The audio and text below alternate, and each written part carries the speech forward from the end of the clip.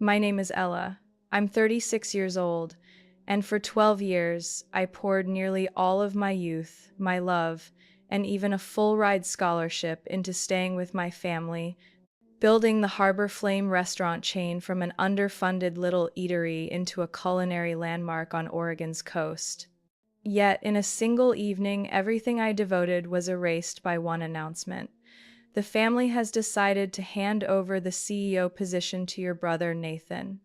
I froze at the 20th anniversary gala, the very event I had planned, listening to my parents introduce a new leader with the smile I once believed was meant for me.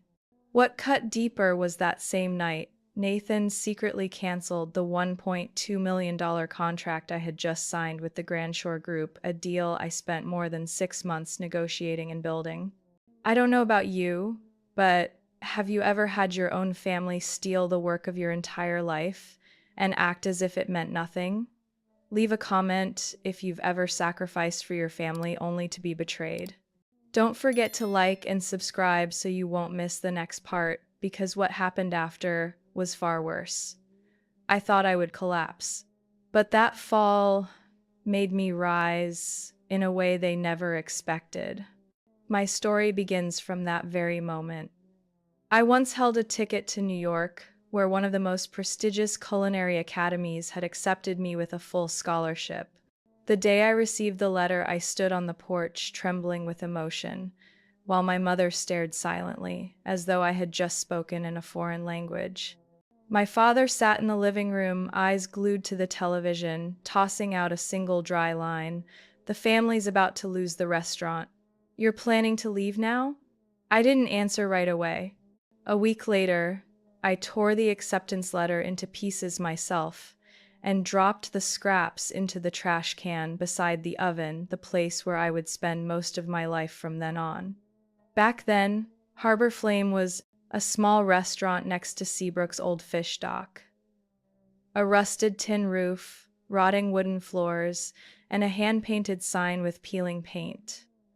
Once a week, the bank would send debt notices. My mother spent hours hunched over bills with exhausted eyes. My father abandoned the managerial work, claiming he was under too much pressure. Nathan, still in high school, rarely set foot in the kitchen. I started with cleaning, scrubbing every corner of the storeroom, labeling faded spice jars with new notes. Then I learned how to prep seafood from old Chef Henry, who once worked on cruise ships. He watched me, standing at the stove in a frayed uniform, patiently tasting stock, and he chuckled. "Girl, you don't need a diploma to make someone remember a meal." I began recording local dishes tourists often asked for, then adapted them to modern palates. Pan-seared cod with passion fruit sauce, beef ribs marinated in herbs for 48 hours. Every night I went home with hands raw from oil burns and eyes stinging from smoke. But quitting never crossed my mind. In less than 2 years, revenue doubled. On weekend nights, customers lined up outside. A food blogger who stumbled in wrote, "Harbor Flame, where old flavors meet modern spirit." I'll never forget the evening when the first out-of-state car pulled up. A woman in a red coat stepped inside, looked around, and asked softly, "Is this the place with the crab chowder mentioned in Taste West?" I smiled. "I'm the one who made it." She nodded, as if confirming I belonged here, even if not in New York.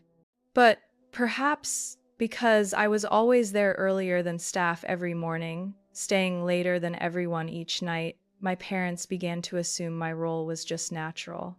When they vacationed at Lake Tahoe, I stayed behind to keep operations smooth. When servers called in sick, I carried drinks and cleared dishes, then rushed back to the stove to flip pans. During the month my mother was ill, I handled all bookkeeping, paid taxes, and dealt with suppliers. By then, Nathan had gone off to a private business school in another state. I still remember my 24th birthday. I had just booked a 50-person banquet when I got the call that the new branch had its power shut off for late payment. I didn't celebrate that year, and no one in my family even mentioned my birthday. And so it went on. I opened the second branch, then the third. Harbor Flame became praised in local magazines as the culinary pride of Oregon's coast. But the name attached was always founded by the Carter family. No one wrote about me. No photograph hung in the restaurants honoring the one who created the original menu. Only me, still standing behind the line, listening to the sizzle of the grill and the hum of customers laughing. My parents grew comfortable having a daughter capable and undemanding. They relied on me for every PR crisis when customers complained. They let me sit with investors, then report back. They believed I would always be there. And perhaps that's why they thought handing everything to Nathan was reasonable. My younger brother, the one who used to call me at midnight asking how to whisk honey mustard, returned with an MBA and a 40-page presentation on scalability and global direction. And me, the one who rebuilt a brand from the ashes of financial collapse, was offered the title of honorary head chef. And they truly thought I would accept that. The Harbor Flame ballroom glowed with golden lights reflecting off rows of fine wine bottles across the brass-plated bar. More than 200 guests filled the room, local politicians, journalists, suppliers, celebrity chefs, and loyal patrons. I stood in the open kitchen, white apron neatly tied, wrist still marked with ink from jotting sauce ratios earlier. Every detail of the gala was my work. I had spent 3 months preparing the anniversary menu, 20 dishes, representing 2 decades of the restaurant's journey. Starters of baked oysters with citrus dill sauce, the dish that saved Harbor Flame during a bleak winter when tourists vanished. Main course of pink salt-cured tuna with wildflower salad, inspired by a morning I foraged greens with an old woman in Tillamook. Each dish carried memory, the breath of hard days. Around 8 p.m., the lights dimmed, a single spotlight on the podium. I stood backstage, mic in hand, ready to announce the menu. But then my father's voice filled the hall. Thank you all for being here tonight to celebrate 20 years of Harbor Flame. Before we introduce the new menu, we have a special announcement. I froze, glanced at the event manager. She shrugged, just as surprised. There was no such item in the script. We're proud to announce, my father continued, that after much consideration, we've decided to transfer the CEO position of our restaurant chain to someone with strategic vision, Nathan Carter. Scattered applause rose, enough to drown the lump in my throat. I stepped out from backstage, standing at the edge of the platform, watching my mother beaming, Nathan adjusting his tie. He hugged them, then strode to the mic. Thank you for the trust. Harbor Flame needs a transformation to go national, and I'm honored to lead that journey. I couldn't hear the rest. Applause swelled, while I felt myself sinking into nothingness. Guests whispered, some searching for me, some avoiding my eyes. Staff lined the walls, stiff, unsure whether to clap or remain silent. My mother glanced back at me, her eyes sweeping past like I was a stranger who had wandered into a family gathering. No one called my name. No one mentioned the menus I'd written for 12 years. No word of thanks. A food journalist leaned over. Ella, you're not CEO anymore? I thought you were announcing the menu? I met his eyes, then nodded. Not sure. Seems plans have changed. After Nathan's speech, the whole room shifted around him, the new CEO. I lingered a moment, then quietly returned to the kitchen. My hand touched the porcelain plate, waiting to be served the very first dish of the new menu. I set it down, breathed deeply, walked into the locker room. The mirror reflected a face damp from kitchen heat, hair pinned high with stray strands loose. I untied my apron, hung it carefully, picked up my bag, and walked out the back door. No one called after me, no one noticed. I stepped into the narrow alley, party lights spilling faintly through cracks. Sea wind carried salt and the crash of waves against the breakwater. I stood there, long and still, listening to silence behind the glitter. That night, I drove back to my small studio, overlooking the bay, and sat in darkness. The Grand Shore contract lay on the table, ink still fresh. Just 3 days earlier, I'd sat with their regional director, finalizing supply chains, adjusting costs, scheduling 18 menu showcases at their hotels. Now, I wasn't sure if I was still Harbor Flame's representative or just a former employee. The phone rang. It was Daniel, my sous chef, the one I trusted most. "I can't believe they did that in front of everyone," he whispered. We were all stunned. "The whole kitchen team was waiting for you to announce the menu, and then everything shifted." I didn't reply right away. A long pause, then I asked quietly, "Are people still at the gala?" Number I left early with 2 others. None of us understood what just happened. It just felt wrong. I set the phone down, stepped onto the balcony, watching Harbor Flame's lights flicker faintly in the distance. The shock had drained away. Only one question circled in my head.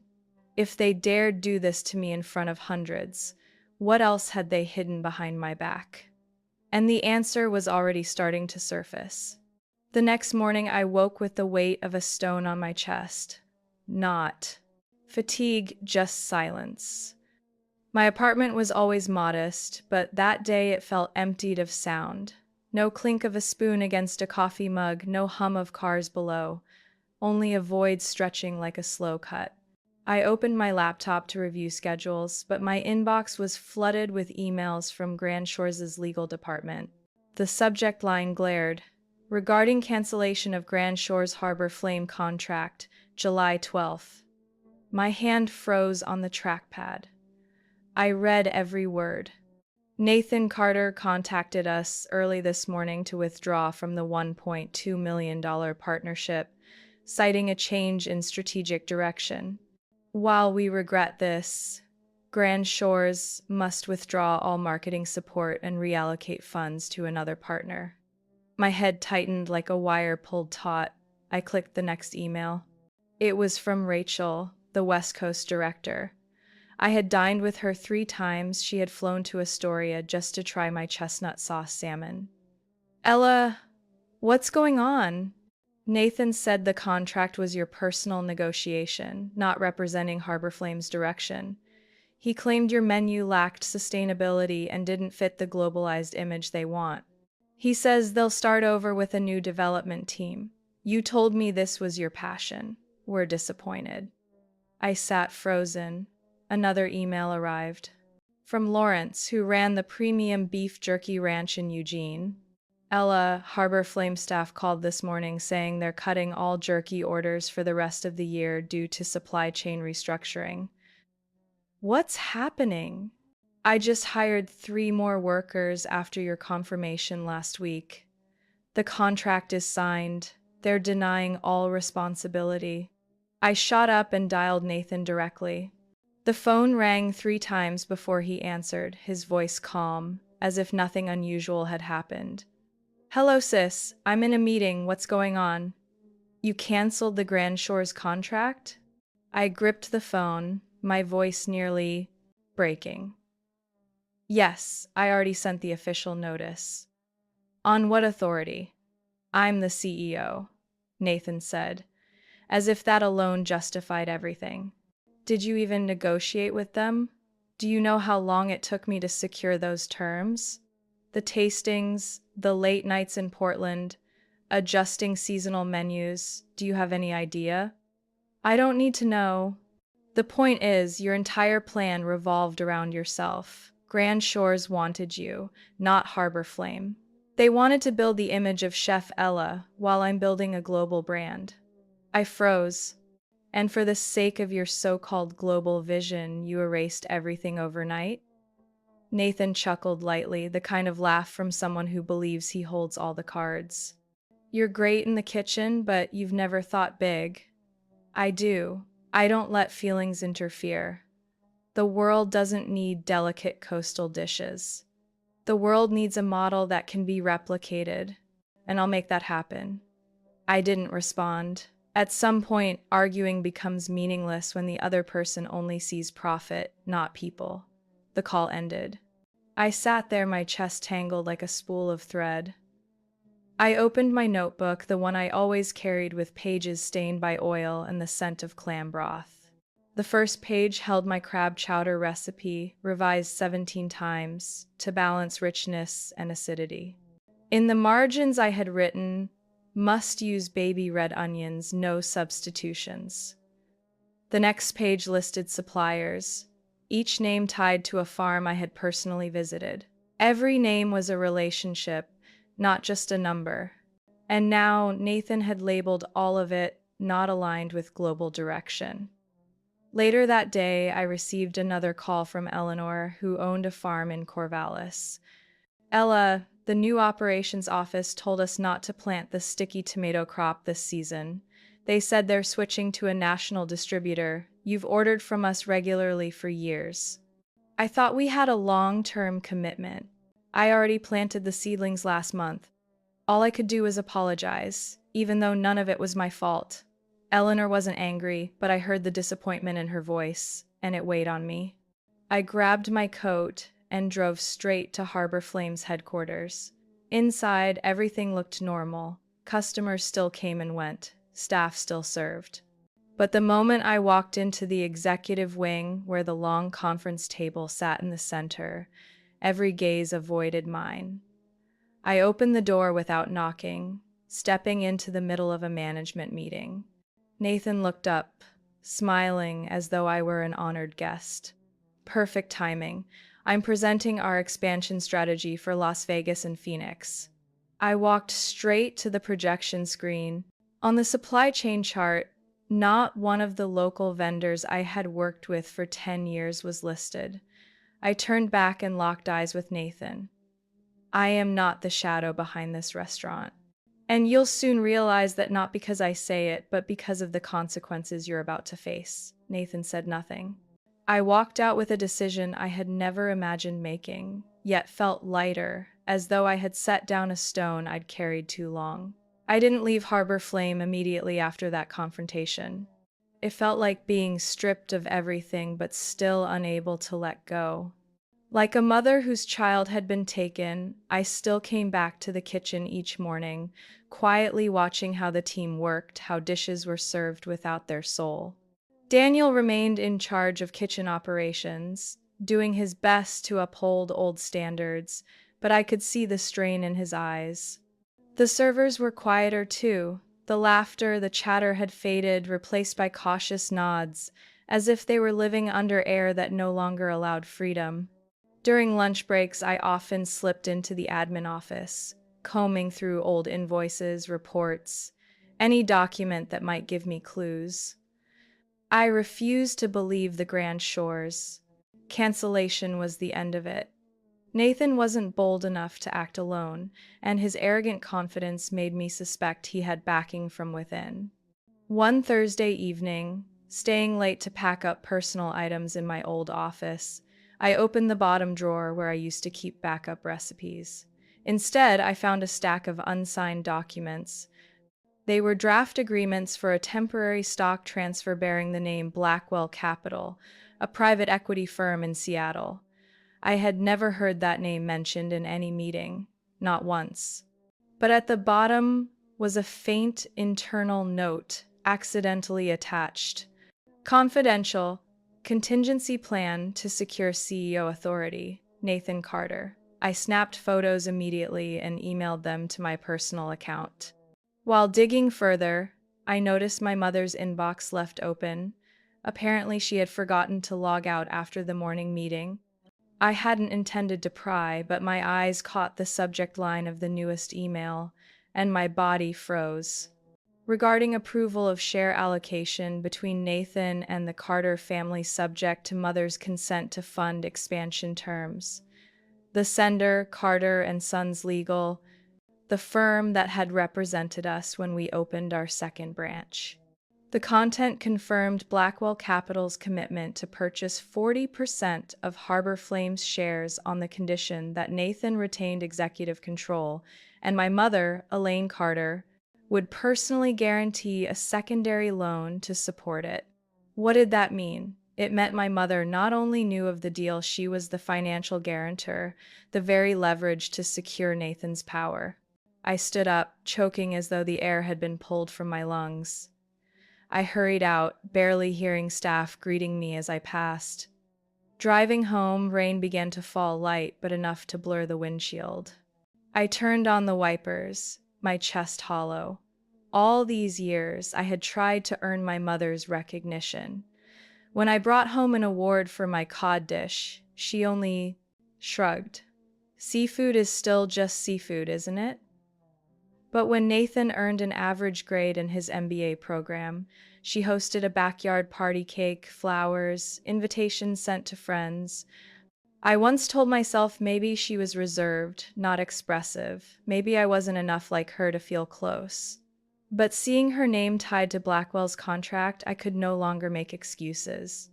This wasn't betrayal over a business decision. This was planned exclusion. I was never a partner, never a co-owner. I was the value generator, as they called it. Back at my small apartment, the faint scent of dried lavender still hung by the window. I set down my coat, sat at the desk, and began documenting everything I had uncovered. Each email, each photo, arranged into a timeline from Nathan's return to my mother's calls for new investment, to the sudden shift in the restaurant's direction. All of it had been orchestrated months in advance. I wasn't angry enough to want Harbor Flame destroyed. I never wanted to prove someone wrong. But I couldn't let them keep taking my work and stamping it with a name I no longer belonged to. Near midnight, a message from Daniel appeared. "I've got something. We should meet." I called him back. He answered almost immediately. Blackwell Capital has started sending reps to inspect each branch. They're talking to staff, pushing for new uniforms, systemizing cooking methods for mass replication. I leaned back, eyes shut. Not just me, everyone I had built alongside was being erased. "I've pulled all your personal recipes from the system," Daniel added quietly. "The dishes you created, I won't let them turn them into canned products." "Thank you," I whispered. There was silence for a moment, then he asked softly, "What are you going to do?" I glanced at the old recipe book beside me, then at the glaring computer screen. I had no concrete plan, but I knew I wouldn't sit still and let them bury everything. Not now. Not after living for this all these years. I stopped going to Harbor Flame after learning about the deal between my mother, Nathan, and Blackwell Capital. Not out of anger so deep I couldn't face them, but because I no longer had a rightful reason to walk into a place where every brick I had laid was brushed aside like dust. I sat in a small cafe on 8th Street, staring out at trees turning red along the bay. Inside, I felt empty, like a table left uncleared. I couldn't explain why, after all the betrayals, I still wished my father would ask just once, "Are you okay?" But he never called, never texted. I went to him myself. He was in his office, the room filled with afternoon sun, a faded family photo on the wall from when I was 14. Nathan had still been shorter than me then. My mother used to rest her hand on my shoulder for every picture. Now, in the frame, it was only dust. I sat down, cutting straight to it. "Dad, you knew about Mom and Nathan selling 40% of the company to that investment fund, didn't you?" He looked up from his newspaper. His eyes flickered briefly, then steadied. "They told me before signing. I thought it was the necessary choice for growth." I stared at him, waiting for any sign of empathy. But he only turned the page, speaking as though commenting on soybean prices in the finance section. "You can still run the kitchen. You're still head chef. No one's taking that from you. But operations should be left to someone with a business mind. I built this restaurant," I pressed, gripping the armrest. "Every dish, every hire, every marketing campaign, every supplier. You think I'm not capable of running it?" He paused, then spoke gently, as if trying not to wound me. "Ella, you're brilliant with knives, spices, and sauces, but to lead a nationwide chain, that takes a different kind of mind. The words cut colder than any blade because they came from the very man who raised me. I stood. So, all these years, you only saw me as someone who cooks? He didn't look up, didn't deny it, didn't confirm it. I walked out of that office, feeling as though I had left not just a room, but what once was a safe place and now was nothing but silence, a space without a father's voice calling his daughter. A few days later, Thomas came to see me. We had met when I was 25, back when he was a regular at Harbor Flame, and I was the one who brought out the chive butter bread that reminded him of his childhood in the South. Thomas worked in real estate investment, quiet, patient, always listening to my endless stories about the kitchen without ever seeming bored. We once dreamed of a small house with a backyard full of herbs, a big shaggy dog, and maybe one day opening a little restaurant of our own.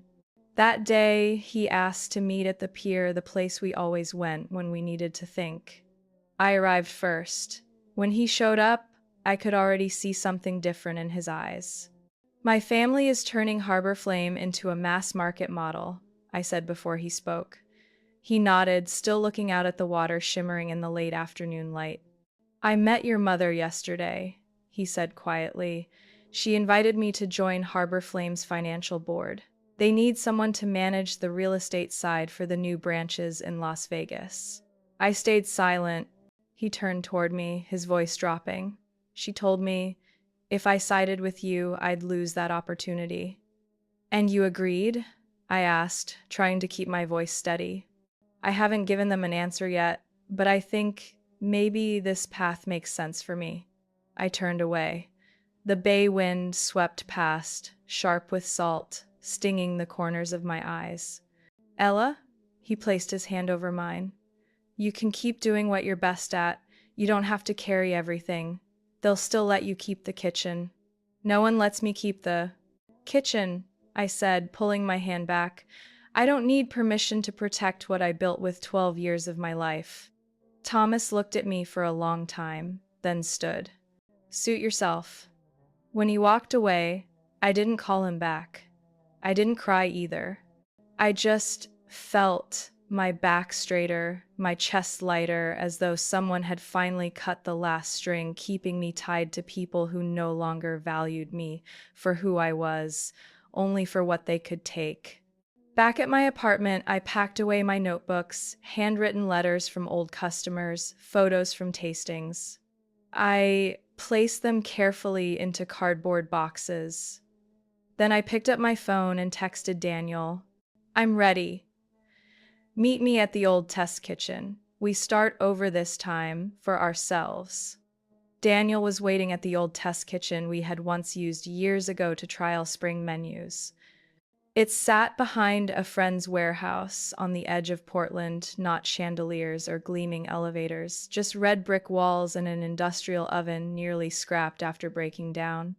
I stepped in as dawn fog still lingered, the cold rising from the damp concrete floor. Light streamed from a high window onto the long wooden table, where Daniel had set 3 notebooks and a battered whiteboard. Morning, he said, smiling faintly. Didn't expect you before me. I couldn't sleep, I answered, unwrapping my scarf and hanging it near the door. He pulled out a chair for me, placing his notebook beside my recipe book. 2 notebooks. 2 people pushed aside from what they had built, now sitting together with the same question. If not now, then when? What do you want to call it? Daniel asked, turning a marker between his fingers. I paused. Ella's Forge. His brow furrowed, then he nodded. Forged from the ashes. Not just reforged, I said. Something new. Something that never existed before. We began listing what we had, what we needed. I brought the entire list of suppliers I'd worked with, from the Jennings family's clam farm in Astoria to Evelyn's organic strawberry fields south of Salem. These weren't just vendors, they were part of the flavor that defined my cooking. Daniel laid out the basics: how to streamline operations without losing craft, how to balance costs during the first 3 unprofitable months. He had been the only one at Harbor Flame to oppose Nathan when he slashed chef training budgets. We divided tasks. I rebuilt the menu. He handled licenses, finances, and scouting locations. Every night, back at my small apartment, I revisited old recipes, adjusting sauce ratios, substituting local ingredients when old sources were gone. Some recipes I thought I had abandoned returned like old friends. Pinewood pasta with goat cheese, once called the taste of rainy days by a loyal diner. I called Eleanor the heirloom tomato farmer I had worked with for 8 years. "You really left Harbor Flame?" she asked, her tone more wistful than surprised. "I'm no longer part of them," I said. "But I'm starting again. Need the old tomato variety? If you still have it, I already planted for you this year. No time to change." I smiled through brimming tears. "Then this time it's your choice, not my order." "No," she replied. "I always believed you'd come back. The only question was when." Every call felt like both a plea for reinforcements and a reunion of ties never broken. Marcus, the fisherman who had supplied Harbor Flame for 6 years, replied to my text in under an hour. "My crew's still here, as long as you're still cooking." Daniel found a vacant spot in Portland's Pearl District, a failed fusion bar left empty after the pandemic. The space still had equipment, needed little repair, and the location was perfect. I stood inside the bare room, sunlight slicing through large glass panes, and I could already picture long wooden tables, an open kitchen, a pastry counter for weekends, and a corner for apprentices to learn. We filed the lease paperwork that same week. While waiting for approval, Daniel asked, "How many tables?" 12 at most," I answered. "No fixed menu. Seasonal, whatever's fresh that week. And dish names? Not printed. Each guest will be introduced verbally." He laughed. Bold. But I like it. 3 weeks later, when the lease came through, I sat in my apartment's backyard, set my recipe book on the stone table, and wrote a new title on the cover. Ella's Forge, Phase 1. No more Harbor Flame, no more old logo, no more smoke from their kitchen, only the scent of damp soil, worn paper, and something unformed yet alive. I texted Eleanor, "I need white carrots and purple radishes. Delivery within 10 days. Her reply came with one word: ready. I texted Marcus, "Can you bring fresh rockfish by the weekend?" "Full crate," I called Daniel. I didn't need to say much. "We've got our first ingredients," I told him. "Then it's time to gather the kitchen team," he replied. 3 of our old crew haven't signed with the new Harbor Flame. Looking out the window, I saw a sparrow perched on the railing, head tilted as if curious. I whispered into the air, almost to myself, "This time, everything belongs to us." Back at the old warehouse kitchen in Portland, sunlight streamed through dusty panes, scattering across the cold concrete floor. The scent of old wood, lingering grease, and smoke from years past still clung faintly, but to me, it felt like a blank canvas, rough, raw, waiting to be filled. I wiped down every shelf, scraped rusted hooks, polished the steel counters. Daniel called in a friend to rewire the place. New lights flickered on, the ventilation fixed, and together we rolled the industrial oven into the center, its heartbeat restored. One morning, as I flipped test pancakes, a knock sounded. Eleanor stood at the door, a gray coat, sun-browned face, carrying a wooden crate. She set it down gently. "White carrots, purple radishes, and fresh rocket," she said. "I figured you'd need flavor, not just ingredients." I opened the crate. The scent of earth and sun filled my hands. Plump carrots marked with small scratches from hoes, rocket leaves so fresh their peppery scent stung my nose. "Thank you," I whispered, throat tight. "You saved my farm during the drought in 2017," Eleanor replied. This is me paying it back. 3 days later, Marcus delivered the first catch of rockfish, still clear-eyed, firm, cold as pebbles from the beach. I texted thanks, and within a minute he called. When's opening day? Not sure yet, I'm still testing recipes. Let me know. I'll bring the shrimp myself. In less than a week, my tiny kitchen buzzed more than Harbor Flame's headquarters ever had. People arrived uninvited, arms full, grass-fed beef, naturally cultured goat cheese, rare white asparagus from southern hills, no contracts, no deposits. Only a simple message. We want you to succeed. Daniel spent entire days combing through legal files, applying for food safety permits, and contacting an interior designer to renovate the main location in the Pearl District. I left all of that to him. I needed to be in the kitchen, where my hands knew what to do and my heart knew what rhythm to follow.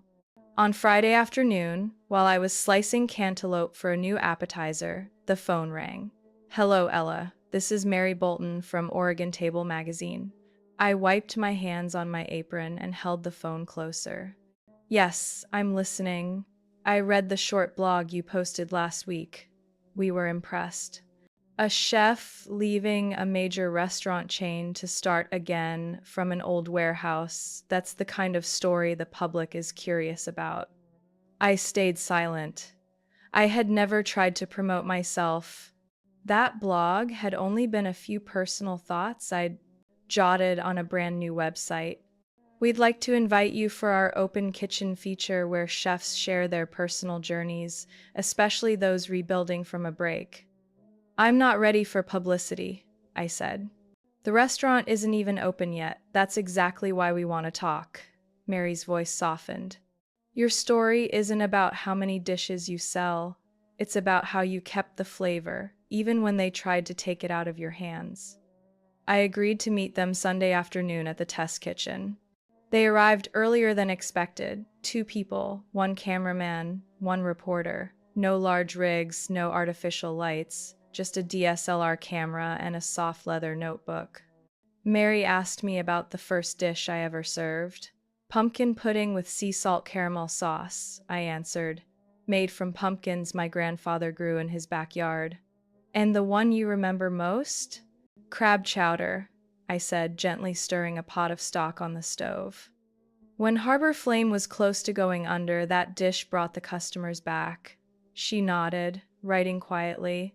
"When I placed a wild green salad with walnut vinaigrette before them," she looked up. "This feels like I'm sitting in my grandmother's kitchen. Honest and tender. Not everything is fine dining," I told her. "But everything is real." The article ran a week later with a simple headline: "Ella Morgan, breaking down to preserve flavor." Within 3 days, my inbox overflowed with reservation requests for trial meals. People weren't asking when I would open. They just wanted 1 dinner, 1 seat, 1 evening. One message read, "I ate your fish 7 years ago. Now I want to taste it again." An older woman sent a handwritten letter. "I've never been to Portland, but if your restaurant opens, I'll buy a train ticket from Denver just to sit alone and order soup." I placed that letter on my desk beside my recipe book, then returned to the souplit kitchen. The space was dim with late afternoon light, the sound of pots bubbling and knives tapping softly on the cutting board like a heartbeat. I knew I was back exactly where I belonged. Not in a place of borrowed spotlight, but in a place where I could make my own. One foggy October morning in Portland, I stood in the test kitchen with Daniel, checking the temperature on the newly installed convection oven. On the table lay Eleanor's purple radishes, thinly sliced, soaking in apple cider vinegar with fresh dill. They were meant for the appetizer course at next week's investment dinner, the first official meeting with a Northern funding group drawn in by the Oregon Table article. I wasn't waiting for miracles.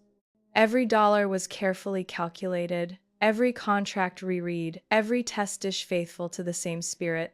No tricks, no gimmicks, just ingredients and trust. That afternoon, while preparing financial documents for the dinner, My phone buzzed. The caller was Diane, my family's longtime lawyer, a woman in her 60s who had helped my grandfather draft his will nearly 15 years ago. Ella, are you free? I think you should come to my office as soon as possible. I stiffened. What is this about?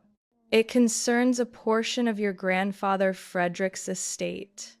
A separate trust fund that no one in your family knows about, not even your parents. I sat still for a few seconds, then answered, I'll be there in an hour. Her office was in an old building in Old Town, with fogged glass windows and wooden floors that creaked whenever someone opened the door. Diane invited me to sit in a soft leather chair before a desk crowded with papers. Before Frederick passed, she began, he created a separate trust called the Frederick Culinary Legacy Trust. It wasn't mentioned in the public will. It only activates if the conditions in his private memorandum are fulfilled. I leaned back, hands on my knees. The room suddenly felt smaller. What conditions? Diane handed me a copy. The first page was in my grandfather's handwriting, inked carefully in blue. This trust shall be given to the one who continues to preserve the spirit and quality of food I always pursued, not only cooking, but maintaining strong ties with local suppliers, respecting each ingredient and season, and placing human value above profit. I sat frozen. And the beneficiary? I asked. Not specified at his death, Diane explained. Instead, he directed that the supplier community, those who worked with the restaurant for years, would decide who truly meets the criteria. I stared. You mean they choose who receives the trust? Exactly. And the strangest part, she said, pulling another folder, is that last week, without anyone contacting them, I received 13 statements of confirmation from Marcus, Eleanor, the Jennings family, Hartwell Winery, and others, all naming Ella Morgan as the only suitable heir. I stared at the signatures, some shaky, some rushed, some steady and bold, but all carrying conviction. I didn't know about this, I whispered. Maybe they found each other, Diane said. Or maybe, after all these years of your consistency and kindness, they'd been waiting for the moment to stand behind you. She slid one last page across, a certificate of legal beneficiary rights, confirming me as the trustee's heir, with a current value of $5 million, allocated in phases depending on development goals. My hand trembled as I held the paper. Daniel was waiting in the lobby. When I stepped out, he saw my expression change but didn't ask right away. We walked through the park near the docks, the sun dimming, leaves drifting in the wind. News? He asked. I stopped, pulled the paper from my coat pocket. My grandfather's trust, I said softly. He created it, waiting for someone worthy.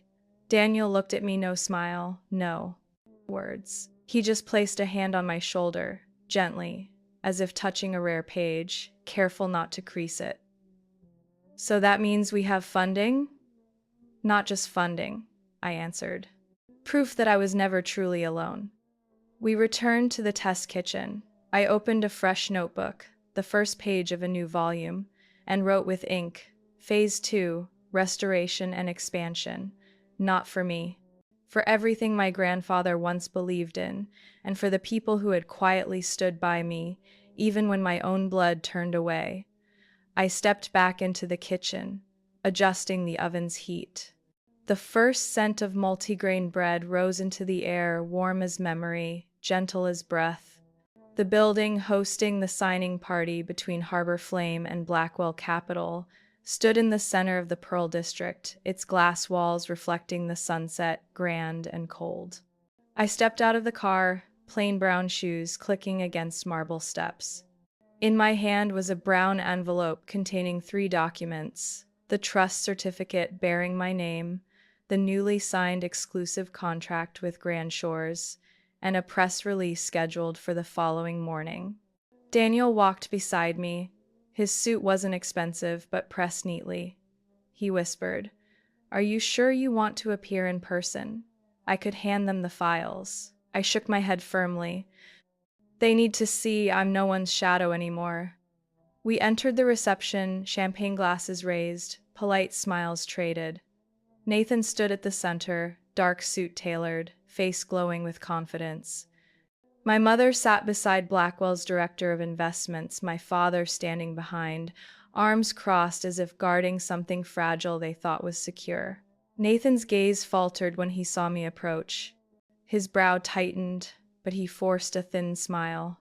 "What are you doing here?" I didn't answer. I opened the envelope, pulled out the Grand Shores contract, and placed it on the glass table in the center. The sound of paper hitting glass was faint, but it rippled through the room like a current.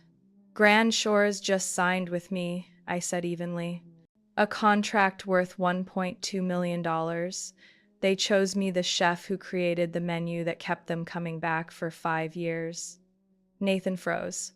A nearby investor leaned forward to scan the document, his face paling.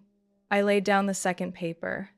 "And this," I said, "is the certification of the culinary trust my grandfather left $5 million, reserved for the one who protects his values." My mother shot to her feet but couldn't speak. My father stared at the floor, silent, as if erased from the moment. Murmurs spread through the crowd. "Who are you?" a Blackwell director asked. I turned toward him and smiled. "I'm the one who built Harbor Flame from nothing. The one my brother shoved aside because he thought an MBA could replace 12 years of blood and sweat, and the one you all ignored." A minute of silence followed. Then, the Blackwell director, who had been laughing with my mother moments ago, slowly stood. He looked at Nathan as if he had been sold a counterfeit, then walked straight out the door without a word. 2 others quietly followed. Nathan stepped closer, voice low. "You're destroying the whole system. You don't understand what you're doing." I looked up at him. "I'm not destroying anything. I'm just pulling the light back onto the person who deserves to be seen. You're the one tearing it all down because you never valued what you already had." That night, instead of going home, I went to the store under renovation. The lights inside were off, but the glass had been cleaned, and a temporary sign read, "Ella's Forge, coming soon." I sat on the steps, the Grand Shores contract still in my hand. Daniel handed me a cup of hot ginger tea. "You did something very few would dare." I looked at him, my voice low. "I just couldn't stand by and watch them stamp their name on something they stripped of its soul." 3 days later, the press broke the story. Blackwell Capital had pulled out of Harbor Flame, followed by 3 other major investors ending their commitments. Media outlets began questioning the new management's ability, the quality of the menu, and the sudden disappearance of loyal diners who had frequented the chain for years. An editorial in Portland Food Weekly ran with the headline, "Harbor Flame, Flame Dimming Out?" It stated plainly, "The one who gave the restaurant chain its soul has left. The one in charge now only brings numbers." Eleanor mailed me a copy of the article with a handwritten note on the front, "Only real flavor keeps real people." That same day, I received a text from my mother. "Your father and I want to see you. We need to talk. Please, Ella." I didn't reply. Instead, I opened my email and sent the final design plans for Ella's Forge to the architects. My subject line was simple: proceed as scheduled. No changes. Opening day in Portland was neither rainy nor sunny. The air was just cool enough for diners to appreciate hot soup, just warm enough for golden light to spill through Ella's Forge's windows like a quiet invitation. "Come in. Something genuine awaits." The doors opened at 9 a.m., but by 7:30 people were already waiting. An elderly man in a gray felt hat had traveled from Spokane. A newlywed couple said they'd eaten my smoked sturgeon back at Harbor Flame in 2018. A red-haired young woman carried a sketchbook, saying my hazelnut bread once helped her through depression. I stood behind the open kitchen counter, ladle in hand, head bent as I finished the sauce for roasted chicken with white radishes. Daniel was beside me in a crisp white shirt, sleeves rolled up, no tie. "Head chef," Coordinator, my right hand. Table 3 is asking for foie gras. He leaned in and murmured. I glanced out. A man sat near the window in a gray turtleneck, sweater, wearing an old leather watch. My father. Beside him sat my mother, thinner than when I had last seen her. They weren't looking around. They were looking only at me, unblinking. Daniel hesitated. Want me to tell them we're full? No, I said, plating the foie gras on a stone dish, drizzling the light brown sauce like morning mist. They ate slowly, eyes never leaving the food. I watched my mother dab her lips with a white linen napkin, then place her hand over my father's, as if steadying him from trembling. When they finished, they stood and walked toward the counter. No appointment, no invitation. Can you spare a few minutes? My mother asked, her voice soft but clear. I nodded, removed my apron, and gestured for Daniel to keep running the kitchen. We stepped outside to the back, where a long wooden table sat against raw brick, rosemary and basil in clay pots from the first week I had taken over the space. My father laid both hands on the table, his voice hoarse, uneven. We've lost more than we imagined. Customers turned away. Partners canceled contracts. The press no longer believes in Harbor Flame. My mother added, we need you back, not just to save the restaurant, because no one can protect what your grandfather left behind but you. I looked at them. No hatred, no expectations. When I needed someone to defend me, you stayed silent, I said, not accusing, just stating a truth.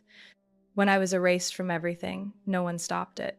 When Nathan canceled the Grand Shore's contract, you signed the guarantee for him. When I was pushed out of meetings, Dad, you called it just business. And now, tears welled in my mother's eyes. My father couldn't look up. I don't hate you, I continued, but I don't have the strength to rebuild for someone else anymore. So you'll just abandon everything? My mother asked, her voice rising for the first time, clinging to the last of her pride. I didn't answer. Instead, I pulled an envelope from my pocket and handed it to them. This is a list of 12 suppliers I've worked with, I said slowly. They agreed to renegotiate if Harbor Flame truly returns to authentic quality, smaller scale, locally focused. Daniel has already checked the financial feasibility. Dad, you can pass it to accounting if you want. My mother took it, her hands shaking. I won't come back, I said. But I won't watch what was once my grandfather Frederick's dream become a hollow shadow. And Nathan? My father asked. I was quiet for a few seconds. I can't decide my brother's future, but I can decide who works in my kitchen. That very night, after the restaurant closed, Daniel handed me a mug of herbal tea. There's a new job application, he said. It came in this morning, hand-delivered. No name on the envelope, but inside it's Nathan. I held the printed form, reading the introduction. No degrees flaunted, no mention of executive roles. Just a few short lines. I've lost too much believing I was better than others. If there's any chance to stand in the kitchen you built, I'll start by washing dishes. I said nothing. I placed the application on the shelf, among the others. Not separated, not marked. Daniel watched me, nodding lightly. That's fair. Late at night, after everyone left, I finished scrubbing cutting boards and copper pots, drying the wine glasses, then sat on a wooden chair near the stove, where the light fell only halfway across the table. I pulled my recipe book from my pocket, open to the last blank page. I didn't write a word. I just sat, listening to the clock tick and the faint scent of dried orange peel rising from the teapot. Some wounds don't need healing, only air. And some people don't need punishment, only enough humility to start again. Maybe I'll interview Nathan next week. Maybe I won't. Maybe forgiveness isn't in words, but in the way someone stops insisting they were right. I closed the book, gazing out through the window at the street where the Ella's Forge sign glowed softly in the night. Not blinding, just bright enough for anyone searching to find their way. What would you do if the person who betrayed you came back, head bowed, asking for forgiveness? Would you pull them up or let them learn to stand on their own? I've lived through it all. Trust suffocated, dreams stolen, facing my family not as a daughter but as their judge. And maybe the hardest part wasn't letting go of the past, but choosing how much I would let it define me. What would you do if you were me? Share your thoughts below. I truly want to hear your honest answer. And if this story made you reflect, don't forget to follow the channel for more journeys like this, where family, trust, and renewal intertwine through every meal, every choice, every heartbeat. Because sometimes family isn't just where we're born, it's where we learn to rise and to forgive or not.